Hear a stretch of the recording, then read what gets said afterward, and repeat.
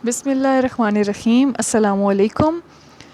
आज हम एक बहुत इम्पॉर्टेंट टॉपिक डिस्कस करने जा रहे हैं जो कि आपके जितने भी कॉम्पिटिटिव एग्ज़ाम्स हैं उनके अंदर वो आपको बहुत हेल्प करेगा। वो कॉम्पिटिटिव एग्ज़ाम्स जो हैं वो आपके हो सकते हैं, जिस तरह हम एफपीएससी की पीपीएससी की बात करते हैं, या आप सीएसएस की बात करते हैं, या इवन आपके जो कंप्यूटर साइंस से रिलेटेड या कंप्यूटर से रिलेटेड जो स्टूडेंट्स हैं उनको यूनिवर्सिटी में भी ये जो टॉपिक है ये बड़ा हेल्प करेगा।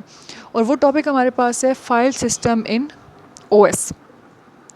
फाइल सिस्टम इन ओएस का मतलब क्या है हमारे पास? फाइल सिस्टम इन ओएस में क्या होता है? फाइल सिस्टम इन ओएस जो ऑपरेटिंग सिस्टम्स हैं बेसिकली, एक तो इसके अंदर हम तमाम जो हमारे ऑपरेटिंग सिस्टम्स हैं जो मशहूर ऑपरेटिंग सिस्टम्स जिनके बारे में हम सब जानते हैं उनकी बारे में बात करेंगे। जैसे हमारे पास आता है यूनिक्स है, जैसे हमारे पास लिनक्स है, और एक जो हम सब ज़्यादा इस्तेमाल करते हैं दैट इज़ विंडोज़। सो अब बेसिकली हमारे पास होता क्या है फाइल सिस्टम?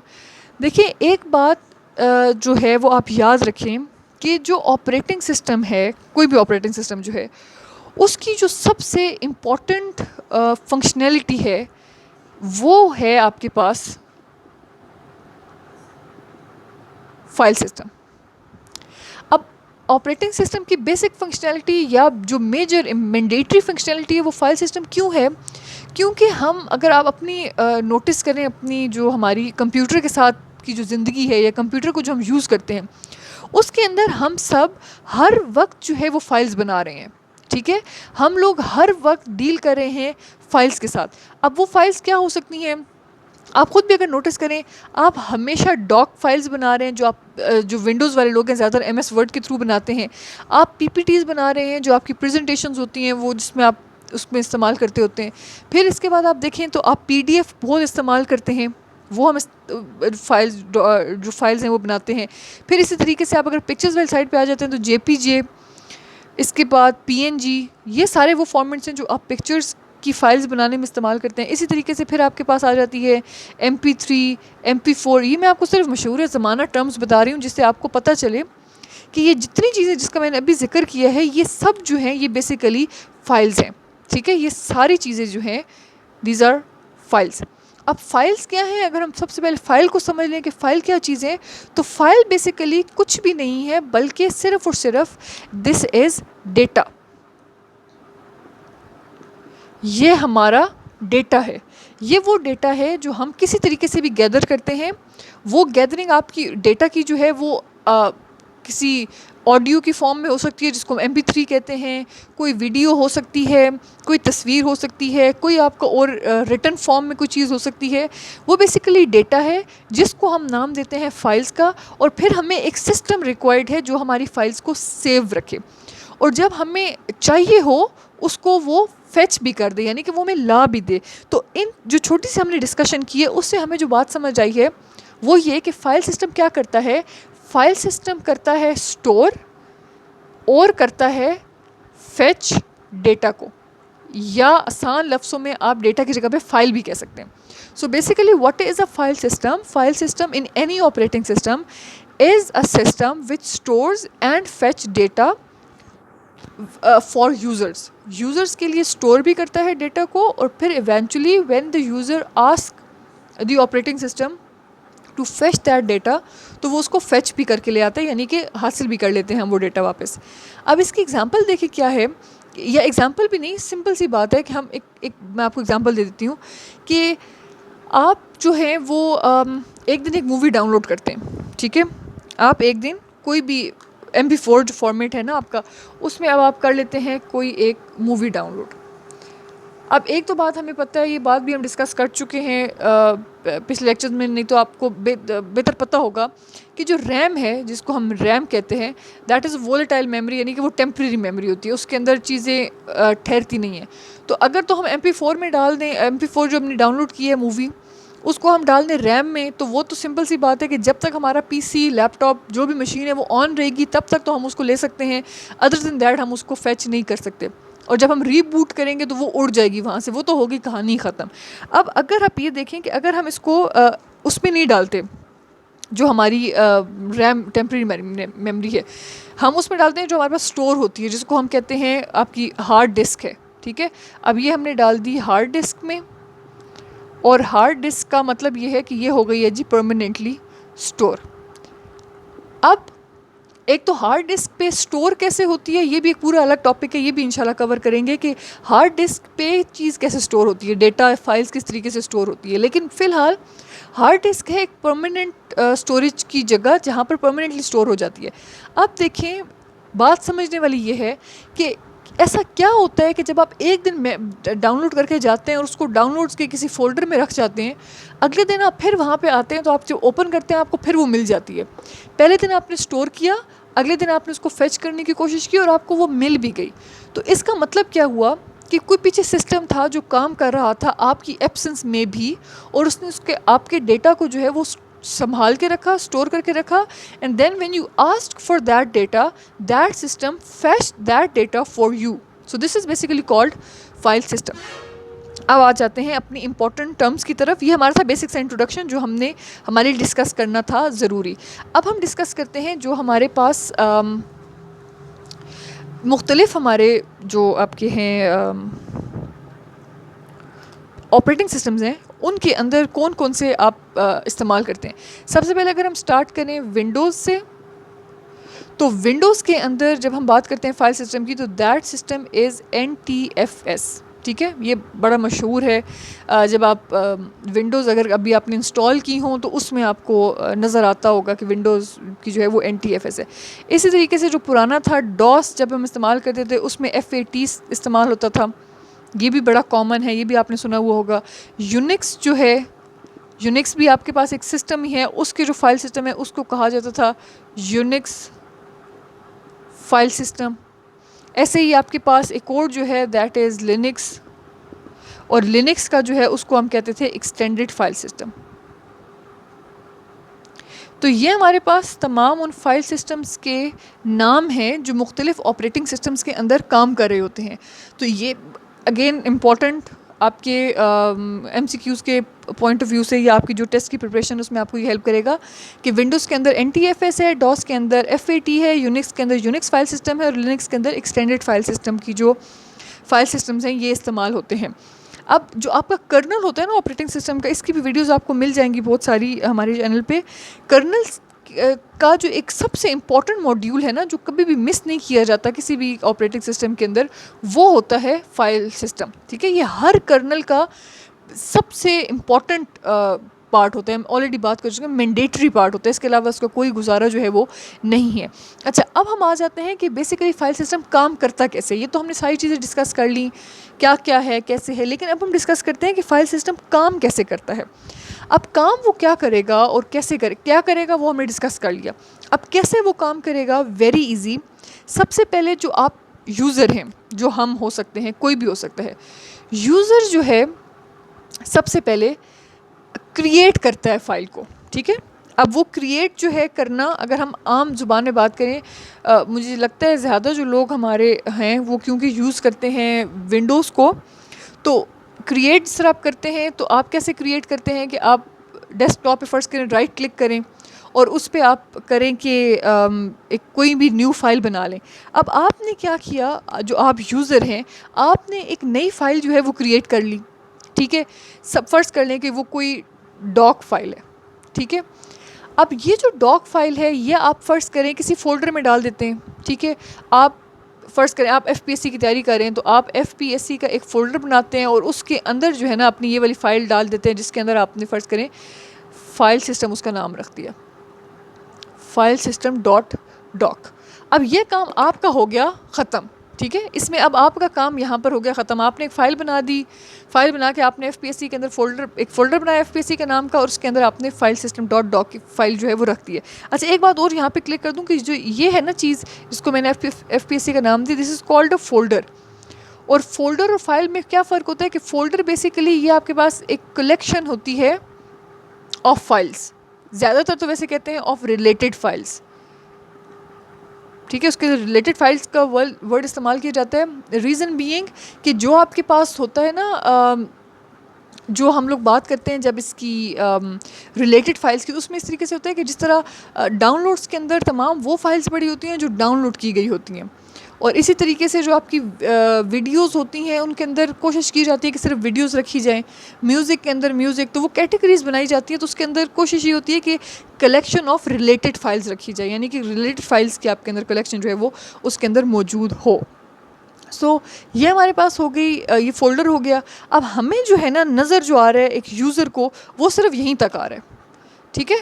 ये सिर्फ ये पोर्शन है जहाँ तक हमें नज़र आ रहा है, इसके बाद जो कुछ हो रहा है वो हमें नज़र नहीं आ रहा। इसके बाद हो क्या रहा है, जो आपका है जी आपका फ़ाइल सिस्टम है, वो बेसिकली करता क्या है कि वो आपकी फ़ाइल्स को, जो आपने अभी भी एक बनाई है, जैसे यहाँ पर भी आपने एक फ़ाइल बनाई है, आपकी इस फाइल को लॉजिकली, आपकी इन फाइल्स को, एक फ़ाइल को नहीं, मुख्तलिफ जो आपके से पूरा, देखिए एक फ़ाइल तो नहीं होती आपकी, आप अभी भी लैपटॉप खोलेंगे तो they would be like hundreds of files, ठीक है, जो आपकी कुछ नोन है और कुछ अननोन भी हैं, कुछ हमें पता भी नहीं है उसके अंदर वो चीज़ें इंस्टॉल्ड हैं और चीज़ें चल रही हैं। बहरहाल अब वो करता क्या है, बेसिकली फ़ाइल सिस्टम जो पहला काम वो करता है, वो अपनी तरफ से वो डिवाइड कर देता है फाइल्स को लॉजिकली। अब लॉजिकली डिवाइड करता है, फिजिकली डिवाइड नहीं करता, ठीक है, ये बात भी अपने आपने ज़हन में रखनी है। डिवाइड करने का मतलब क्या है कि वो सिंपली क्या करता है कि उसके पास जो भी एक, जिस फ़र्ज़ करें ये एक बहुत सारी फाइल्स हैं, उसके अंदर उसको लॉजिकली जो है ना उसके फाइल्स के ब्लॉक्स बना देता है, ठीक है। इनको हम कहते हैं कि उसने इसके ब्लॉक्स बना दिए। अब वो जब ब्लॉक्स बना देगा, उसके बाद उसका क्या काम है कि वो जो आपकी जो हार्ड डिस्क है, ठीक है, ये हम यहाँ पर एक हार्ड डिस्क भी बना लेते हैं। ये जो आपकी हार्ड डिस्क है उसके अंदर होते हैं सेक्टर्स ऐसे नहीं होते, वैसे मैं आपको सिर्फ समझाने के लिए बता रही हूँ कि इसको हम नाम देते हैं सेक्टर्स का। इनके अंदर जो है सेक्टर्स, जिसके अंदर आपका डेटा जो है वो स्टोर होता है। सेक्टर्स वैसे बेसिकली ऐसे होते नहीं है, सेक्टर्स जो हैं वो, अगर मैं आपको बताऊँ तो इसकी भी वैसे पूरी अलग से वर्किंग है जो हम इंशाल्लाह कवर करेंगे, नहीं तो आप उसको देखें आपको समझ आ जाएगी कि बेसिकली जो आपकी हार्ड डिस्क है ना, आपको पता है ना राउंड होती है, प्लेटर्स बने हुए होते हैं उसके अंदर, तो उन प्लेटर्स के अंदर ना यहाँ पर इस तरीके से ऐसे प्लेट्स के दरमियान में ना ये बने हुए होते हैं, और इनको हम कहते हैं कि ये सेक्टर्स हैं, ठीक है। इन सेक्टर्स पे बेसिकली आपका डेटा जो है वो डाल के स्टोर किया जाता है। तो अब ये सेक्टर्स हैं और ये ब्लॉक्स हैं। अब फाइल सिस्टम का क्या काम होता है कि वो इसके अंदर इनको आपस में लिंक कर देता है। अब वो लिंक कैसे करता है, लिंक को जो हम ऑफिशियल जो वर्ड इसके लिए इस्तेमाल करते हैं वो हम करते हैं मैपिंग का। लाइक फ़र्ज़ करें ब्लॉक 1 जो है वो सेक्टर 1 के साथ, ठीक है, ब्लॉक 4 जो है वो सेक्टर 5 के साथ, ठीक है। तो ये जो पूरा प्रोसीजर, इसका मतलब है हम क्या कह रहे हैं कि ये हो रही है मैपिंग। मैप कर रहा है आपका फाइल सिस्टम आपकी जो लॉजिकली डिवाइड की हुई जो फाइल्स हैं उनके ब्लॉक्स को मैप कर रहा है सेक्टर्स के साथ। हर एक जो फाइल का ब्लॉक है वो एक सेक्टर पर डाल दिया जाता है। अब दो तीन चीज़ें इसमें इंपॉर्टेंट है, वो याद रखिएगा। ज़रूरी नहीं है कि ब्लॉक 1 ही सेक्टर 1 को पे डाला जाए। रीज़न बीइंग कि आपकी ये हार्ड डिस्क ब्रांड न्यू तो नहीं है, इस पे पहले से कुछ चीज़ें आई हुई हैं, तो हो सकता है सेक्टर 1 पे ऑलरेडी डेटा पड़ा हुआ हो। अगर इस पे डेटा हुआ तो ब्लॉक 1 इस पे नहीं आएगा, बल्कि वो किसी और पर डाल दिया जाएगा। इसी तरीके से अगर ये ब्लॉक 4 है तो हो सकता है कि वो 4th वाला जब चेक करे तो ब्लॉक 4 सेक्टर 4 फ्री ना हो, तो ब्लॉक 4 को सेक्टर 5 पे डाल दिया जाए। तो इस तरीके से इसकी मैपिंग जो है वो की जाती है। अब इस मैपिंग की ज़रूरत क्यों पड़ती है, या हम क्यों कहते हैं कि मैपिंग ज़रूरी है? देखिए ना, डेटा डायरेक्ट में तो डाला जा सकता है, मतलब आप फ़र्ज़ करें आप सिर्फ ब्लॉक 1 को इसके ऊपर डाल दें, आप इसको मैप ना करें। मैप करने का देखिए ना वर्ड भी इस्तेमाल, मैप जो है बेसिकली गाइड करता है ना आपको एक पॉइंट से दूसरे पॉइंट की तरफ, इसीलिए मैप का वर्ड इस्तेमाल किया जाता है कि वो एक पूरा पाथ बताता है कि ब्लॉक 1 जो है वो सेक्टर 1 में मौजूद है। इनको आपस में लॉजिकली आपने कनेक्ट किया हुआ है इस तरीके से कि ब्लॉक 1 सेक्टर 1 में मौजूद है। समझने के लिए सिर्फ पहले मैपिंग को आपको मैं एक एग्जांपल ऐसे दे दूं कि फ़र्ज़ करें कि आपके पास कुछ क्लासरूम्स हैं, ठीक है, फॉर इंस्टेंस कोई क्लासरूम्स है, आपके पास एक लिस्ट है क्लासरूम्स की, और आपके पास है 5 स्टूडेंट्स हैं, 3 कर लेते हैं, शॉर्ट हो जाएगा। तो अब 3 स्टूडेंट्स जो हैं उनको हमने एलोकेट करना है इन क्लासेस में। उसमें से आपको पता चल जाता है जब ये क्लास जो है वो फील्ड है, एक ये क्लास फील्ड है और एक ये भी क्लास फील्ड है। तो अब हमने करना ये है कि हमारे पास जो ऑप्शंस अवेलेबल हैं उनके अंदर हमने इनकी मैपिंग करनी है, इनको बिठा देना है। तो हम कहते हैं जो स्टूडेंट 1 को कि चलो तुम जो हो ना वो चले जाओ पहली क्लास में, क्लास 1 में। स्टूडेंट 2 जो है वो चला जाए क्लास 2 में, और तुम जो हो ना स्टूडेंट 3 तुम चले जाओ क्लास 5 में। ठीक है, तो हमने क्या किया कि हमने इन स्टूडेंट्स को बिठा दिया अपनी अपनी क्लासेस में। अब होगा क्या कि हमारे पास अब लिस्ट बनी हुई पड़ी हुई होगी कि फ़लाँ स्टूडेंट फ़लाँ फ़लाँ क्लास में बैठा हुआ है। फ़ायदा क्या होगा, जब हमने स्टूडेंट को बुलाना होगा तो हमें हर क्लास में चक्कर लगाने की ज़रूरत नहीं है। टाइम सेवेज होगी, टाइम सेव होगा आपका, आपकी एफिशिएंसी इंक्रीज़ होगी, और जो उसको बुलाने आया है वो भी तंग नहीं आएगा। उसको पता है वो क्लास रूम नंबर 1 में बैठा हुआ है, तो वो जाके वहाँ से उसको फेच कर लाएगा, उसको ले आएगा। Exactly same is the case in और डेटा मैपिंग या फाइल्स की जो सिस्टम की मैपिंग हो रही है, उसमें क्या हो रहा है कि हमें पता है कि B1 का जो डेटा है वो सेक्टर 1 में रिजाइड कर रहा है।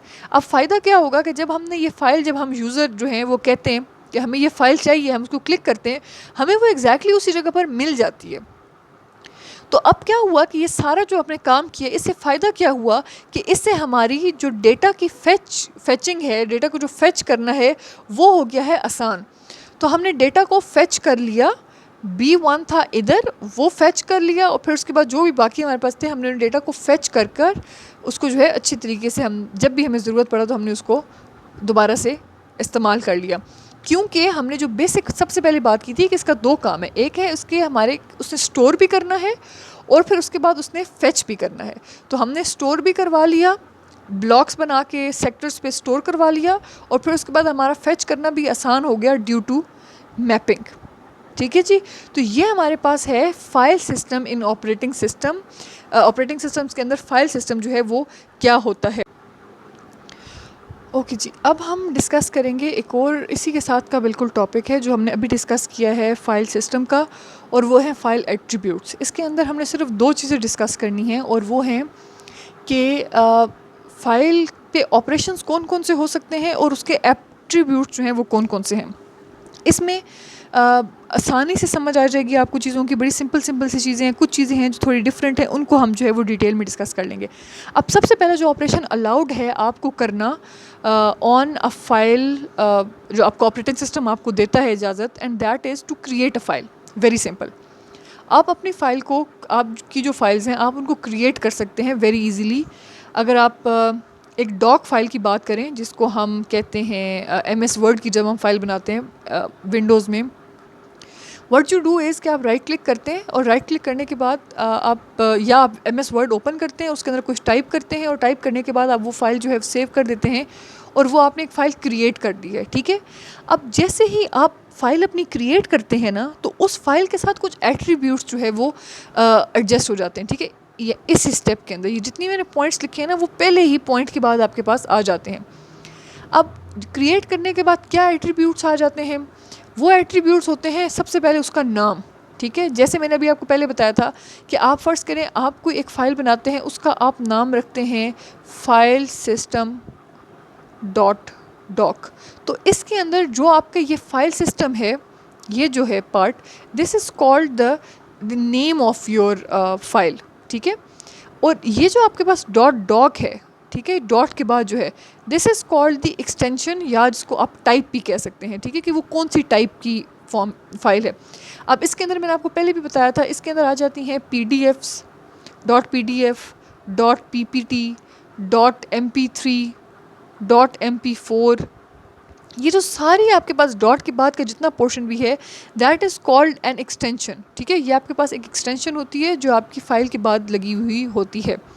उसके बाद एक और बड़ी इंपॉर्टेंट चीज़ है, and that is called an identifier.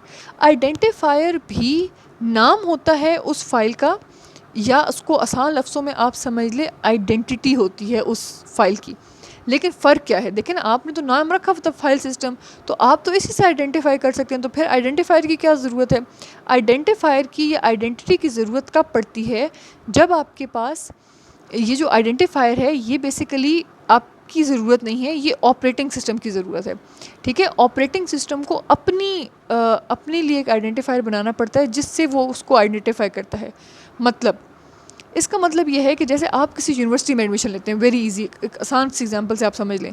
जब आप किसी यूनिवर्सिटी में एडमिशन लेते हैं तो आपका अपना एक हालांकि नाम है, आपका आपके फादर का एक नाम है, आपका मदर नेम है, बट वो यूनिवर्सिटी आपका पूरा एडमिशन करने के बाद वो आपको एक रोल नंबर असाइन कर देती है। ऐसे ही होता है ना, या रोल नंबर उसको कहते हैं या रजिस्ट्रेशन नंबर कहते हैं। अब आपका जो नाम है वो बेसिकली पीछे हट गया, और फॉर दैट पर्टिकुलर यूनिवर्सिटी जो आपका रोल नंबर है वो आपका आइडेंटिफायर बन गया। आप जब भी कोई चीज़ कभी किसी डॉक्यूमेंट के लिए अप्लाई करेंगे, आप अपने रिज़ल्ट देखना चाहेंगे, तो आप उस आइडेंटिफायर के थ्रू देखेंगे, क्योंकि अब वो ऑपरेटिंग सिस्टम जो है ना, ऑपरेटिंग सिस्टम या आपकी यूनिवर्सिटी वालों ने अगर आपको एक्सेस करना है, आपकी देखनी है आपके जो भी डॉक्यूमेंटेशन है, तो वो आपको आइडेंटिफायर के थ्रू देखेंगे, आपके नाम के थ्रू नहीं देखेंगे। ठीक है, तो जो आइडेंटिफायर है ये आइडेंटिटी होती है जो ऑपरेटिंग सिस्टम अपने लिए किसी भी फाइल के साथ अटैच करता है। उसके बाद वेरी इजी लोकेशन, ठीक है, ये आपके पास उसके एक्सेस के लिए इस्तेमाल होती है, और इसमें सिंपल सी बात होती है कि कि वो पड़ी हुई कहाँ है, जो आपकी फ़ाइल है वो किस लोकेशन पे पड़ी हुई है, तो ये आसान हो जाता है। फिर उसके बाद आपके पास साइज़ का आ जाता है। Size is also very easy. कुछ आपके पास केबीज़ में फ़ाइल्स होती हैं, कुछ एमबीज़ में होती हैं, कुछ जीबीज़ में होती हैं, तो ये उसका जो है वो साइज़ होता है। नेक्स्ट हमारे पास आ जाती है जो आपके पास है मॉडिफाइड डेट है, क्रिएटेड डेट है, कि डेट जो हैं वो किस डेट पर उसको चेंज किया गया या किस डेट पर उसको बनाया गया। ठीक है, और जो आपकी ये जो दोनों चीज़ें ना, मॉडिफाइड डेट और क्रिएटेड डेट, ये दोनों जो हैं ये आप बड़े आराम से देख सकते हैं। जब भी आप किसी फाइल को क्लिक भी करेंगे तो उसके नीचे बिल्कुल जो आपके पास पूरी जो स्क्रीन होती है ना, उसके इधर बिल्कुल नीचे जो है यहाँ पे लिखा हुआ होता है कि कब वो उसको बनाया गया और कब जो है वो उसको चेंज किया गया है। तो ये आपके पास आ जाती है। फिर उसके बाद आपके पास एक और इम्पॉर्टेंट चीज़ है प्रोटेक्शन और परमिशन। प्रोटेक्शन का मतलब है कि वो कौन कौन से ग्रुप्स हैं, या वो अगर आपके पास मल्टीपल यूज़र्स हैं एक पीसी पे, तो कौन कौन से यूज़र्स उसको एक्सेस कर सकते हैं। और परमिशन का मतलब है कि उसकी वो कौन सी परमिशन उसको दी हुई है, यानी कि वो फ़ाइल जब भी कोई ओपन करे तो वो उसको चेंज कर सकता है या उसको सिर्फ रीड ओनली मोड में खोलना है। ये भी आपने देखा हुआ होगा, अक्सर फाइल जो है ख़ासतौर पे MS वर्ड में अगर आप देखें तो वो रीड ओनली मोड में खुलती है, उसको आप चेंज नहीं कर सकते, लेकिन अगर वो राइट में होंगी तो फिर आप उसको चेंज भी कर सकेंगे। तो ये हमारे पास वो एट्रीब्यूट्स हैं जो आपको तब नज़र आते हैं जब आप अपनी किसी भी फ़ाइल को जो है वो क्रिएट करते हैं। ठीक है, तो ये सारे आपके पास तब आ जाते हैं जब आप क्रिएट करते हैं किसी भी फ़ाइल को। और ये आप राइट क्लिक करके प्रॉपर्टीज़ निकालेंगे, उसमें तो हर फाइल के साथ ये सब चीज़ें आपको जो है वो बड़े आराम से आपको नज़र आ जाएंगी। और इसके अलावा फिर आपके पास रीडिंग आ जाती है। रीडिंग में सिर्फ आपको होता है इसके अंदर परमिशन जो होती है that is allowed, you are allowed to read. इसके अंदर चेंजिंग्स नहीं होती। ठीक है, इसके अंदर जो रीडिंग का आपके पास पोर्शन है this is with no changings. ठीक है, इसके अंदर आप कर सकते हैं चेंजिंग्स। ठीक है, इसके अंदर चेंजिंग्स जो होती हैं वो होती हैं अलाउड। ठीक है, चेंजेस आप कर सकते हैं, आप एडिट कर सकते हैं, आप उसके अंदर कुछ भी जो भी चेंज करना चाहे आप वो कर सकते हैं, अगर आपको राइटिंग का ऑपरेशन जो है आप कर रहे हैं। अच्छा, फिर उसके बाद दो बड़ी इंपॉर्टेंट चीज़ें हैं, that is deleted and truncated. Truncate करना और डिलीट करना, इनमें एक बड़ा माइन्यूट सा फ़र्क है, अगेन वेरी इंपॉर्टेंट आपके टेस्ट के पॉइंट ऑफ व्यू से। अच्छा, वो फ़र्क है क्या? जब आप किसी फ़ाइल को करते हैं ना डिलीट, तो जब आप डिलीट करते हैं तो उस फाइल के अंदर का जो भी कंटेंट है वो भी आप डिलीट कर देते हैं, और उसके जो एट्रीब्यूट्स हैं आप वो भी डिलीट कर देते हैं। ठीक है, ये बहुत इंपॉर्टेंट है, इसको यहाँ पर इन बातों को समझ लें। आप फ़र्ज़ करें आपने कोई एक फ़ाइल बनाई है, ठीक है, आपने कोई एक फ़ाइल लिखी, ठीक है, उसके अंदर आपने चीज़ें जो है ना वो फिल कर दी। अब आप क्या करते हैं कि अगर आप इसको डिलीट करेंगे तो डिलीट करने का मतलब ये है कि ये पूरी फ़ाइल ख़त्म हो जाएगी, प्लस इसके जो एट्रीब्यूट्स हैं, यानी कि इसकी ये जो सारी डिटेल्स हैं ये भी हो जाएंगी ख़त्म।